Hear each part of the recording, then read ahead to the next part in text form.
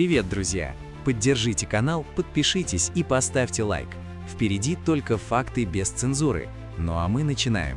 На днях русские военные преступники из всего, что у них было, атаковали Киев и область.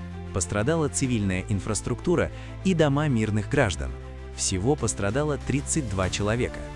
Вчера в Одессе после российской атаки поврежден жилой дом и социальные объекты. Произошло возгорание крыши жилого дома, а также были выбиты окна. Россия сбросила авиабомбы на Славянск. 1 человек погиб, 4 пострадали.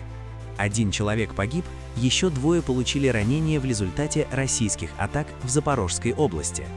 Украинские силы обороны опять хорошо попали.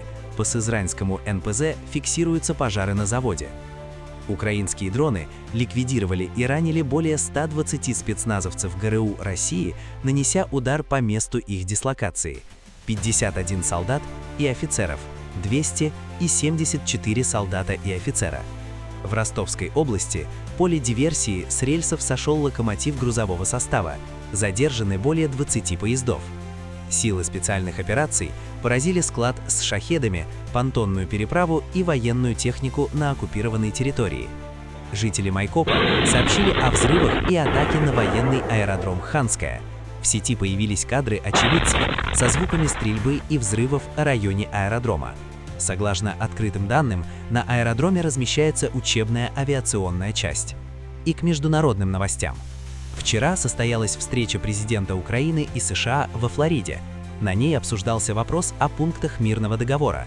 После переговоров Трампа и Зеленского дали совместную пресс-конференцию. Вопросы и ответы президентов я не буду указывать, так как там ничего сенсационного не прозвучало. Вот основные выводы после нее. По основным вопросам договоренностей нет. Трамп не дает гарантий безопасности, пока Украина не согласится на вывод войск из Донбасса в том виде, в котором этого требует Путин, здесь и сейчас. Зеленскому удалось устоять между молотом и наковальней и решить главную для Украины задачу – избежать принуждения к неприемлемой сделке, не потеряв при этом ключевого партнера. Идея с референдумом себя оправдала, она позволила Зеленскому найти формулу, которую Трамп счел приемлемой, чтобы снять с Украины давление, по крайней мере, на некоторое время. Трамп был дружелюбен к Зеленскому, не грубил, не провоцировал, не пытался унизить. В ближайшие недели переговоры продолжатся, но переговоры США и России в том формате, который предложил Ушаков, на руку России, так как под видом рабочих групп Ушаков с Дмитриевым продолжат втюхивать Уиткову бред, которую тот сочтет за приближение к сделке. Итого, ситуация на внешнем треке на сегодня лучше, чем условно в этот день месяц назад. Трамп на некоторое время снял свой ультиматум по выходу из Донбасса. Украина осталась с американским оружием и разведданными, плюс добавились 90 миллиардов евро от Европы, которые обеспечат бюджетную стабильность Украины на ближайшие 2 года. А вот и сенсационная информация из Кремля. Лавров утверждает, что Украина пыталась убить Путина. По его словам, в ночь на 29 декабря более 90 беспилотников атаковали госрезиденцию Путина в Новгородской области.